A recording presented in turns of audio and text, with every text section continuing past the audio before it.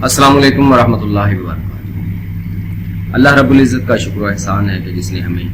انسان کے روپ میں پیدا کیا اور لاکھوں کروڑوں درود و سلام ہمارے آقا جناب محمد عربی صلی اللہ علیہ وسلم کی ذات اقدس پر کہ جنہوں نے ہمیں انسان بن کر زندہ رہنا سکھایا۔ آج کل لالا یوسف زئی جو ہے وہ چھائی ہوئی ہے میڈیا پر، بلکہ چھائی تو وہ پچھلے کئی سالوں سے ہے کہ جب وہ پہلی خبر آئی کہ جی وہ طالبان بڑے ظالم ہیں تو انہوں نے اسکول بند کر دیے ہیں بچیوں کے، اور ایک بچی نے جرأت مندانہ فیصلہ کرتے ہوئے تو باہر نکلی اور جو تھے طالبان دہشت گرد انہوں نے گولی ماری، گولی اس کے سر میں لگی، وہ پھر بھی بچ گئی اور پھر اس کی جان کو خطرہ تھا اور اس کو باہر بھیج دیا گیا، اور باہر جا کے پھر وہ بھی انسانیت کی خدمت کے لیے علم کے راستے کی شمع بن کر جو تھی وہ جگہ جگہ پھرتی رہی، اور پھر اب اس نے یہ بیان دے دیا ہے جی اسلام کے خلاف ہے، بلکہ تمام مذاہب کی بنیاد کے خلاف ہے کہ شادی کی کیا ضرورت ہے، بندہ ویسے بھی تو ساتھ ساتھ جو ہے وہ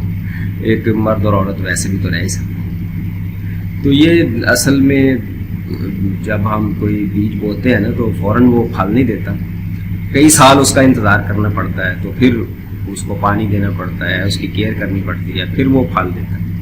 تو اسی طرح بھائی صاحب جن لوگوں نے یہ بیج بویا تھا وہ اس کی آبیاری کرتے رہے، انہوں نے اس انویسٹمنٹ کی ہے، اس کو انٹروڈیوس کروایا ہے اور پاکستانی میڈیا کو بھی مجبور کیا ہے کہ اس کو پروموٹ کریں، اور ظاہر ہے باہر والا میڈیا تو اس نے کرنا ہی کرنا تھا،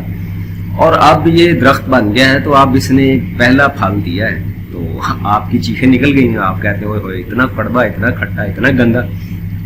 تو ابھی اس نے مزید پھل جو ہیں وہ دینے ہیں اور آپ کے آنگن میں بھی گرنے ہیں اور ہمسایوں کی طرف بھی گرنے ہیں، ہر طرف گرنے ہیں۔ تو اسی طرح ہوتا ہے کہ کوئی نہ کوئی چیز جو ہے وہ ہمیں بعد میں پتہ چلتی ہے کہ پلاننگ کیا تھی، اچھا بعد میں سمجھتے ہیں اچھا یہ تھا۔ تو مجھے وہ اس کی خبر سن کے نا تو وہ کیا تھی، نوول جین یا نیول جین اس طرح کی ایک ٹیبلٹ ہوتی تھی، وہ ہماری دادیاں نانیاں کھایا کرتی تھی، ہماری امیاں پھوپھیاں تائیاں یہ بھی کھاتی تھی، اور پھر جب ہماری بیگمات کی باری آئی کھانے کی تو اچانک حکومت پاکستان نے بند کر دیا اور کہا کہ یہ تو جی بہت زہریلی گولی ہے، اب ہمیں انگریزوں نے بتا دیا کہ اس کا استعمال نہیں کرنا، صحت کے لیے بڑی نقصان ہے۔ یعنی کوئی نصف صدی تک پورا پاکستان، ہندوستان، بنگلہ دیش یہ سارے جو تھے غریب ممالک اس کو کھاتے رہے گولی کو، اور بعد میں انگریزوں نے کہہ دیا اب نہ کھاؤ یار یہ خطرناک ہے۔ تو آج کل ہم جو ہے یہ بروفن وغیرہ اور پیناڈول وغیرہ کھا رہے ہیں، پتہ نہیں اب ان کے بارے میں کب بتائیں گے کہ یہ بھی خطرناک ہیں، یہ بھی نہ کھایا کرو۔ تو وہی میڈیا ہوتا ہے، وہی انسان ہوتے ہیں، وہی گن ہوتی ہے، وہی پٹھان ہوتے ہیں کہ جب وہ امریکہ اور یورپ کے دفاع کے لیے جو ہے وہ روس کے خلاف لڑیں تو وہی مجاہدین ہوتے ہیں، وہی تصویریں ان کی جو ہے وہ میڈیا پر، ان کے جو ہے وہ میگزین جو ہیں ان کے فرنٹ ٹائٹل جو ہے اس کی زینت بنتے ہیں، اور وہی لوگ ہیں، وہی پٹھان ہیں، وہی گنے ہیں، اور جب وہ اپنے ملک افغانستان کے دفاع کے لیے امریکہ کے خلاف لڑتے ہیں تو پوری دنیا جو ہے پھر ان کو دہشت گرد کہتی ہے۔ تو کس کو کیا کرنا ہے، کس کو کیا کہنا ہے، کس کو کیا پوز کرنا ہے، کس کی کیا پورٹریٹ جو ہے وہ لوگوں کے سامنے تصویر ہم نے پیش کرنی ہے، آدھا گلاس جو ہے وہ پانی کا بھرا کہنا ہے کہ آدھا خالی کہنا ہے، تو یہ فیصلے جہاں ہوتے ہیں آپ سب کو معلوم ہی ہے۔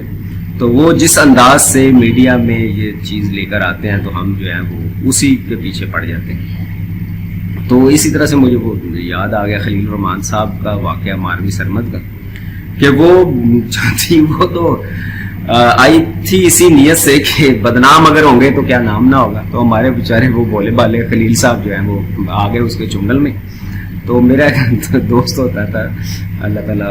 اب اس کو ہدایت دی ہوئی ہے الحمدللہ، تو وہ اسٹوڈنٹ لائف میں نا اس کو کہتے ہوتے تھے، ہم پونڈ کہتے تھے اس کو۔ پونڈ کا مطلب یہ ہوتا ہے کہ ادھر ادھر کی لڑکیوں کو ہر وقت جو دیکھتا رہے، بازاروں میں پھرتا رہے۔ تو ایک دن ہم بیٹھے اور ہم نے کہا کہ یار تم نا یہ اپنے تجربات تو ہمیں کوئی بتاؤ، تو تم کیسے جج کر لیتے ہو کہ اس لڑکی کو چھیڑنا ہے، اس کو نہیں چھیڑنا؟ کہتا دور سے چال ڈال سے، اس کے لباس سے، اس کی باڈی لینگویج سے ہی مجھے پتہ چل جاتا ہے کہ کون جو ہے وہ گھر میں شیشے کے آگے کھڑی ہو کر یہ دعا مانگ کے آئی ہے کہ یا اللہ آج مینوں کوئی چھیڑ ہی لگے۔ تو یہ ماروی سرمد صاحبہ اسی نیت سے ہی آئی تھی کہ یا اللہ پاکستان جو مینوں کوئی چھیڑ ہی لگے، کہ تاکہ وہ جو خواتین مارچ ہے جس کو کسی کی نظر ہی نہیں کبھی پڑی تھی، پتہ ہی نہیں تھا کہ جنگل میں مور ناچا ہے، کس نے دیکھا، تو وہ اب جو ہے وہ بچے سے لے کر بوڑھے تک ہر کسی کی اب آنکھوں کے سامنے اور کان اسی کی طرف لگے ہوتے ہیں کہ جی ملین مارچ ہونا ہے، تو اس کو خبروں میں لانے کے لیے یہ ضروری تھا کہ کوئی گرما گرم بحث ہو، کوئی گالی گلوچ ہو، تو ماروی سرمد نے اس کا جو تھا وہ بھرپور حق ادا کیا اور گالیاں کھائیں، بہت بڑی قربانی دی انہوں نے اپنے طاغوتوں کے لیے. اور پھر ہمیں سمجھ نہیں آیا، ہم تو سمجھ رہے کہ نہیں جی نہیں، ہم تو خلیل الرحمان جو ہے اس کے دفاع میں ہم بھی زور و شور سے گالی گلوچ ہم بھی کریں گے میڈیا پر. تو دونوں طرف سے جو تھا نا وہ لبرلز اور ہم جو تھے اسلام پسند لوگ جو تھے وہ دونوں نے اس آگ کو خوب بھڑکایا اور فل الاؤ روشن کیا تاکہ پوری دنیا کو پتہ چلے